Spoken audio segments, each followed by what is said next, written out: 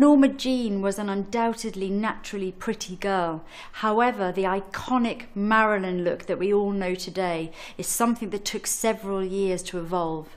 3 key moments in that evolution were when she dyed her hair peroxide blonde, when the head of the studio sent her to have plastic surgery to slim down her nose and also to correct an overbite, and finally when she met her makeup artist, and this would be her makeup artist for the whole of her career, Alan Snyder, known as Whitey. They had an incredibly close relationship, to the point where Marilyn even said, if I die before you, you have to do my makeup for my funeral, and it's something he did, and he was also a pallbearer. Now, the look that he had from her first screen test to when he sort of launched her as the icon she is in 1953 for Niagara went through lots of twists and turns, but once they'd found the look, the Marilyn look, it stayed with her for the rest of the 50s and through all of her big films. Marilyn was incredibly keen on protecting her skin. Her favourite products for doing this were good old-fashioned Vaseline and Nivea. She put a really thick layer of either one of them all over her face before she'd start doing her foundation. One can only assume that Marilyn must have had quite dry skin to be able to pile on the Vaseline without ever looking overly greasy.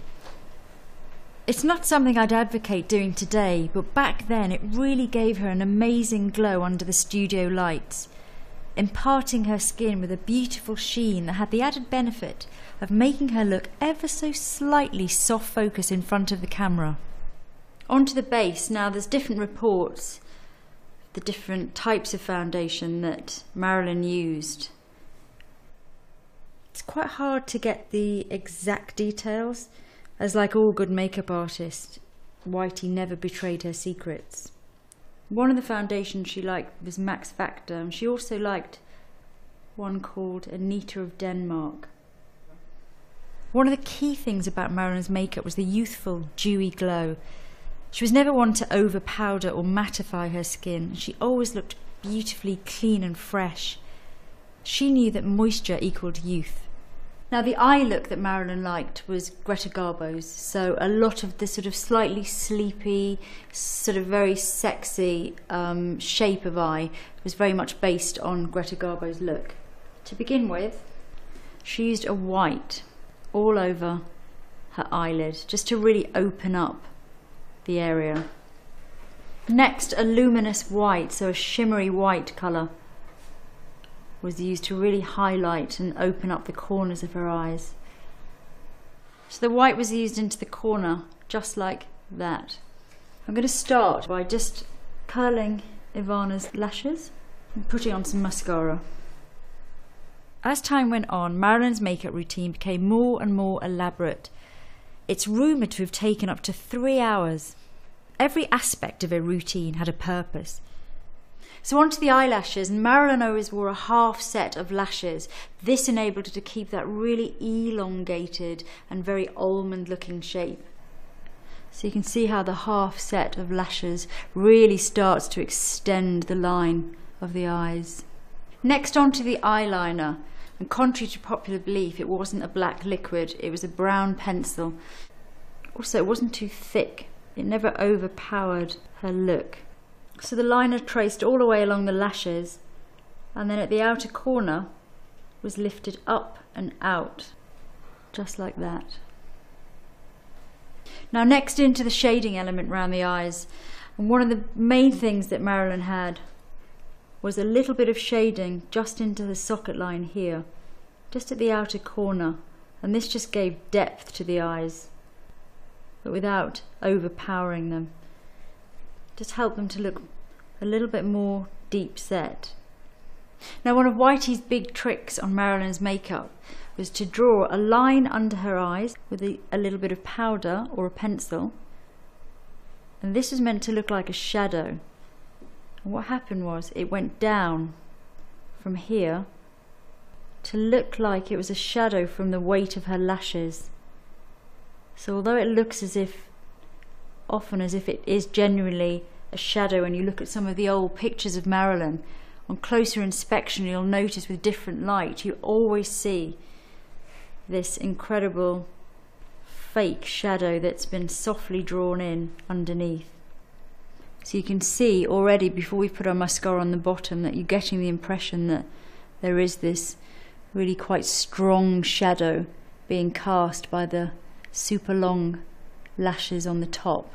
Now to further enhance this, Whitey used, look up for me, a white pencil in between the two lines. And he also used a white pencil along the inner rim, or the waterline, of Marilyn's eye.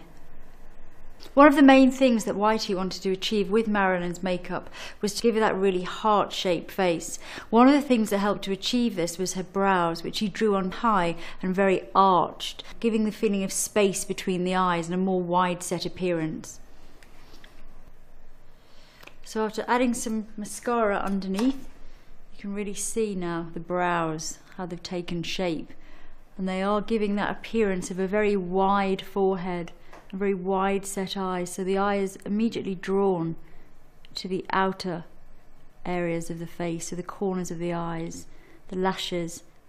One of the stranger details of the eye makeup application was a dot of either red lipstick or pencil placed right at the inner corner to give her eyes a whiter, brighter appearance. Another key thing about Marilyn's makeup was the shading and the highlighting, and this is the aspect of the makeup that really gave that three-dimensional look to her face, especially for moving image, for film. Every time she moved, she needed to catch the light, her contours needed to look perfect, and also it was used in a correctional way.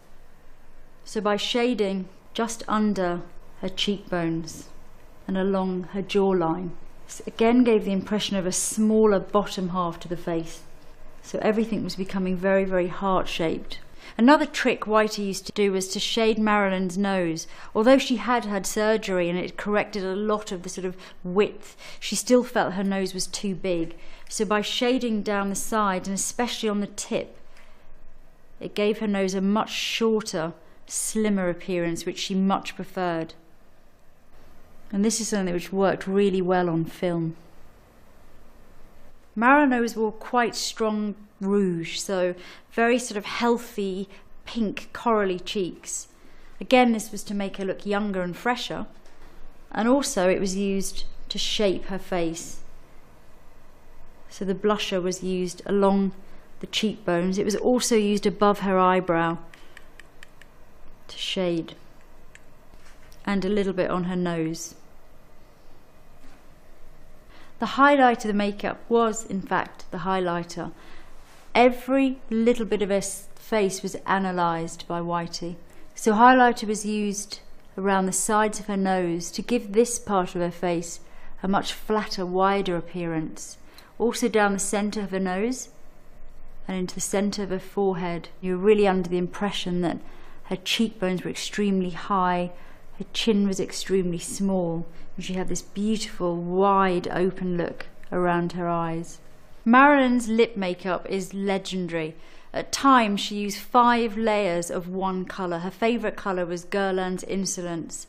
But sometimes she also used 3 different shades. So she'd use colours from Elizabeth Arden, from Max Factor and from Guerlain, and layer it so that all of the dark colours were around the edge. And she always used a much darker lip pencil. The whole idea behind Marilyn's lip makeup was to make her lips look as huge, as voluptuous and as luscious as possible. Whitey started by using a much darker lip pencil. This was to map out the shape. The shape was very high at the outer corners. So I'm starting with a slightly darker red lipstick first.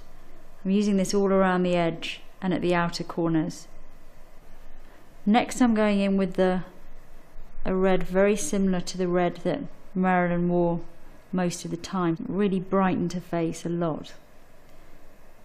You're starting to get the three-dimensional effect here of the dark around the edge and the dark at the outer corner, with the lighter colour towards the centre. Aside from creating the most iconic lip shape of the century, it's rumoured that Whitey helped Marilyn enormously with their onset nerves. Then they would have blotted the lips and started again, putting another layer on. Just close your mouth for me. So building up the layers. So not only was it a trick of the light with the different colours, but also the amount of product, the amount of lipstick that he got onto her lips really added a huge amount of fullness. One of the other tricks that Whitey used to do was to add a little bit of white powder just onto the centre of Marilyn's lower lip, and this again would really add to the fullness. Marilyn and Whitey had their own special lip gloss which they mixed themselves, and they'd never give away the secret. It was a mixture of beeswax probably and something else, but it was very much part of her signature look. So Whitey would often use layer upon layer, gloss, more white powder, more lipstick, more gloss, and you can imagine just by sheer volume of product her lips would end up looking pretty amazing. All that was left to do was to paint on Marilyn's famous beauty spot. One day you'll see the total picture. While meticulous and product heavy, Marilyn's rigorous beauty regime certainly paid off.